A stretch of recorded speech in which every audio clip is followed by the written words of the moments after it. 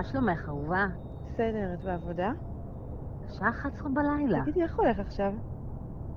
כרגיל, גרוע. אבל השוודיה הוא חזק. איזה שוודי, המשורר? לא, מה פתאום משורר? מה קרה שאת פתאום מתעניינת כל כך בהוצאה? על מה? על מה? לא שומעת. סליחה, עברתי במנהרה. את נוהגת עכשיו? מה עשית שם ובינינו עכשיו? נסעתי טוב.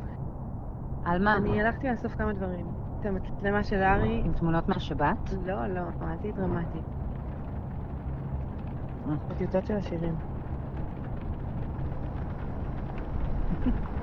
רק את תיסי לקחת דברים כאלה באמצע מה, הלילה, זה ועוד נראה נס... מסופש? לא, לא, אני לא אמרתי את זה. אנחנו אני פשוט נערוך אותם, מופתעת. נסדר אותם ונוציא אותם לאור.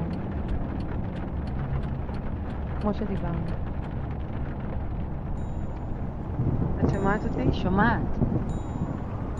זו חתיכת התעסקות להוציא ספר. אבל אני מוכנה לזה. אני היום לא בחרתי את התמונה שאני רוצה חושבת שתהיה שזה לך מה בסוף. שאת צריכה כרגע. השירים שלך כל כך... מתוקים ועדינים, ככה אמרת לי, וזה לא הזמן. זה לא הזמן. את בעצמך יודעת את זה.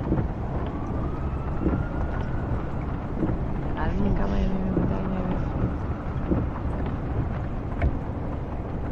יודעת מה? עזבי את ההתחכמויות שלי, אנחנו נעשה לא, את זה. לא, לא, ככה.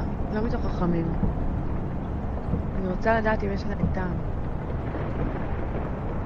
את שומעת את זה? אני עוברת עכשיו ליד השדה שהיה בו את הפסטיבל חכי התחלוני. שנייה. סוגרת את החלונות. אני מפה לבנה. בנות צעירות מכל צבע. אני יודעת, אסור לבקש על דבר. לא לנשום הכל פנימה, לא לסגור עיניים. לא לתקוע באור. להחזיק את החוק. זה אחד מהיפים שיש לנו. אני יודעת שאין עכשיו מי שישמע. אבל כנראה שאין. את שומעת אותי?